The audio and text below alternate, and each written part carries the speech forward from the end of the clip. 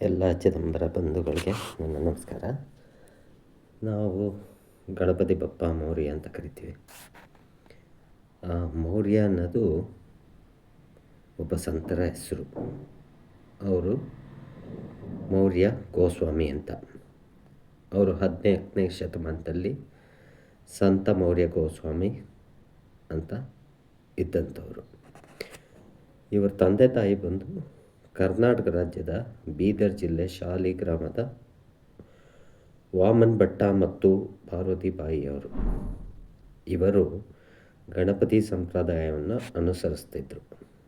ಇವರಿಗೆ ಸಂತಾನವಿಲ್ಲದ್ರಿಂದ ಊರನ್ನು ಬಿಡಲು ನಿಶ್ಚಯಿಸಿ ಮಹಾರಾಷ್ಟ್ರದ ಮೋರ್ ಗ್ರಾಮಕ್ಕೆ ಬಂದರು. ಇಲ್ಲಿಯ ತರಹಾ ನದಿಯ ದಂಡೆಯಲ್ಲಿ ಮೌರ್ಯೇಶ್ವರ ಗಣಪತಿ ಪೂಜೆಯನ್ನು ಮಾಡಿಕೊಂಡು ಶ್ರುತಿ ಸ್ಮೃತಿಗಳಿಂದ ಗಣಪತಿಯನ್ನು ಪೂಜೆ ಮಾಡಿಕೊಂಡು ಶಾಂತಿಯಿಂದ ಸುಖವಾಗಿದ್ದರು. ಇವರ ಭಕ್ತಿಗೆ ಮೆಚ್ಚಿ ದೇವರ ಅನುಗ್ರಹವಾಗಿ ಪುತ್ರ ಸಂತಾನ ಪ್ರಾಪ್ತವಾಯಿತು. ಅವರಿಗೆ ಆಜನ್ಮ ಎಂದು ಹೆಸರಿಟ್ಟರು. ಬಾಲಕನಿಂದಲೇ ಆಜನ್ಮರು ಗಣಪತಿ ಅತೀವ ಆರಾಧಕರಾಗಿದ್ದರು. ಇವರಿಗೆ ದೇವರ ಅನುಗ್ರಹದಿಂದ ಗೋಸ್ವಾಮಿ ನಯನ ಭಾರತಿಯವರು ಗುರುವಾಗಿ ಸಿಕ್ಕಿದ್ರು. ಗುರುಗಳ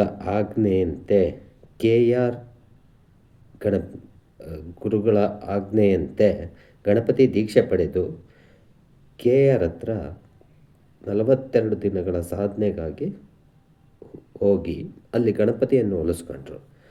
ತಮ್ಮ ತಂದೆ ತಾಯಿಯ ದೇಹಾಂತ್ಯದ ನಂತರ ಮೌರ್ಯ ಗೋಸ್ವಾಮಿ ಹೆಸರಿನಲ್ಲಿ ಬೇರೆ ಬೇರೆ ಗ್ರಾಮದಲ್ಲಿ ಪ್ರಸಿದ್ಧರಾದರು.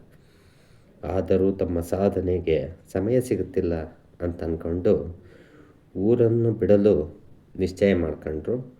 ಪುಣೆಯ ಸಮೀಪ ಪವನ ನದಿಯ ದಂಡೆಯ ಚಿಂಚವಾಡ ಗ್ರಾಮಕ್ಕೆ ಬಂದರು. ಇಲ್ಲಿ ಇವರ ಹೆಸರು ತಿಳಿದಿದ್ದರಿಂದ ಜನರು ಇವರಿಗೆ ಬೇಕಾದ ಸಕಲ ಸೌಲಭ್ಯಗಳನ್ನು ಒದಗಿಸಿಕೊಟ್ರು.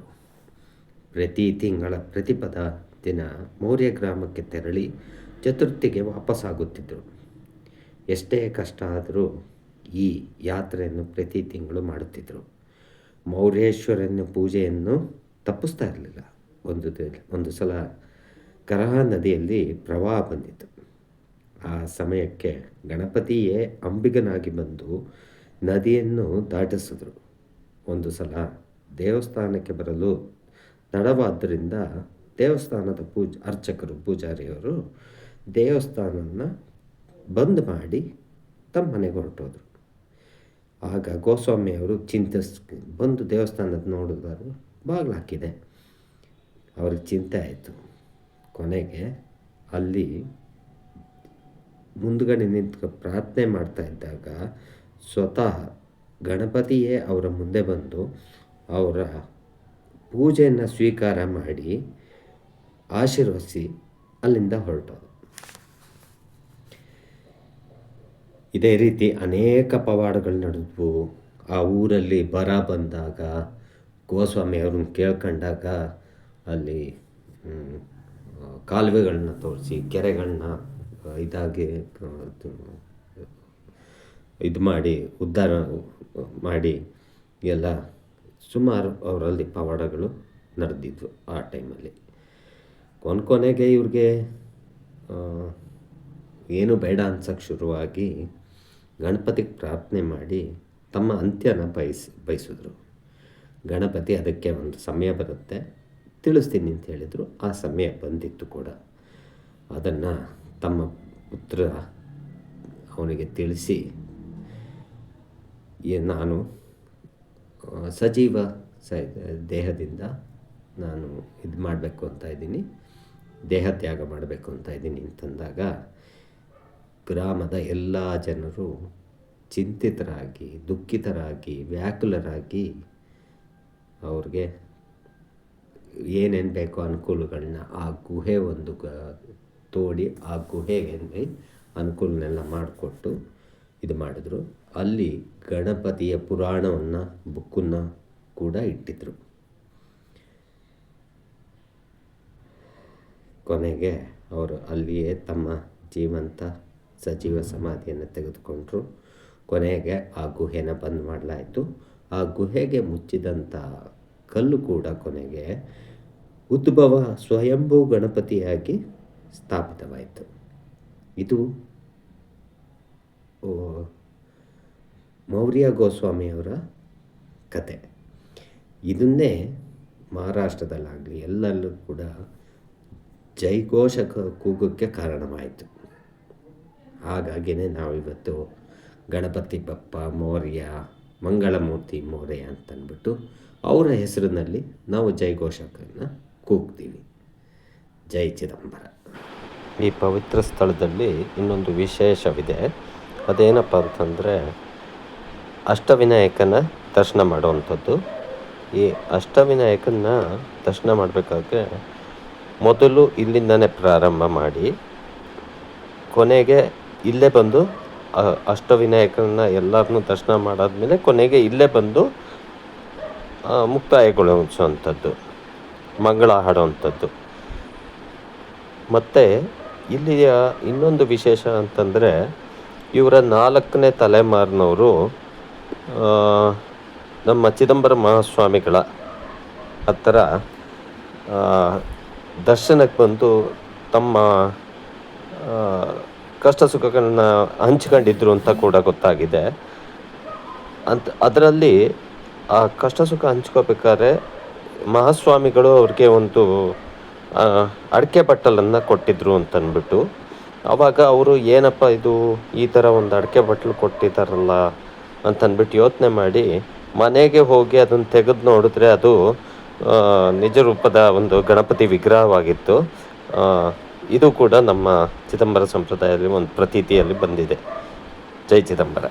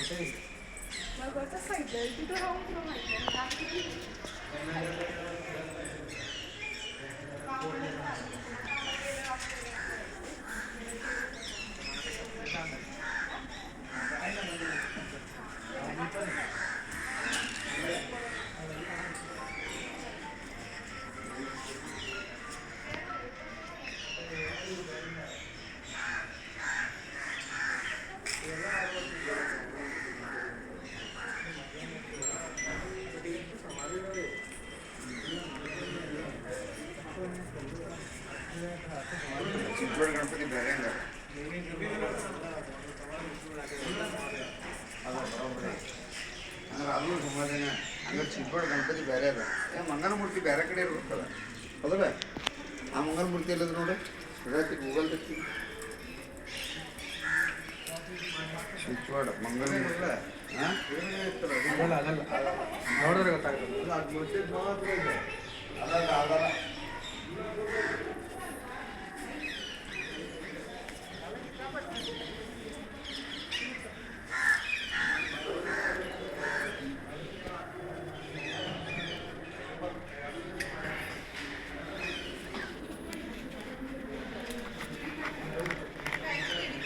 ಮಂಗಳಮೂರ್ತಿ.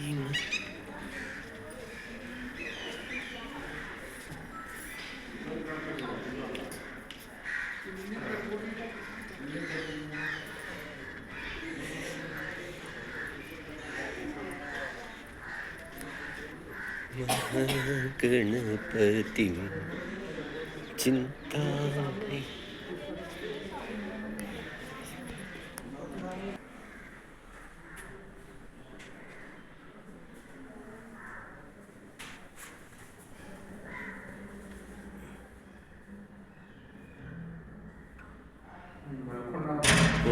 ಕಂಡ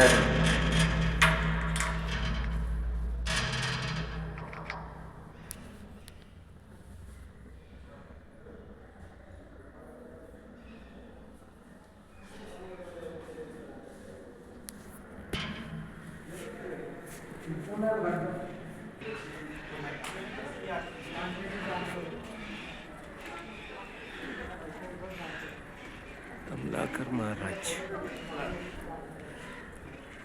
ಅಲ್ಲಿ ಗಣಪತಿ ಮಲ್ಕೊಂಡಿದ್ದ ಗಣಪತಿ ಅವನಿಗೂ ಬಂದವ್ರು ಕೇಳಿ ನಿದ್ದೆ ಮಾಡ್ಬಿಟ್ಟೆ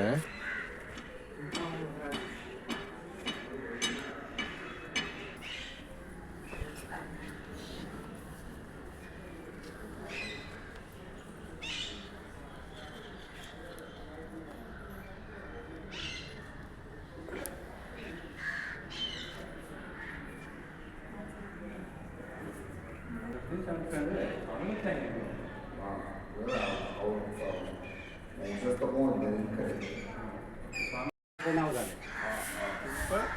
पिंपळ गेले पिंपळ आलं गावचं नाव झालं पिंपळ गेलं गणित सगळं बसलं हे जे हात आहे त्याच्यात शुक्रवार रविवार मंगळवार प्रसाद मिळतो सकाळी 7 वाजता हे भाविकांतर्फे असतं त्यांच्यातर्फे आरती होते आणि प्रसाद वाटप केलं जातं तुम्हाला मिळतील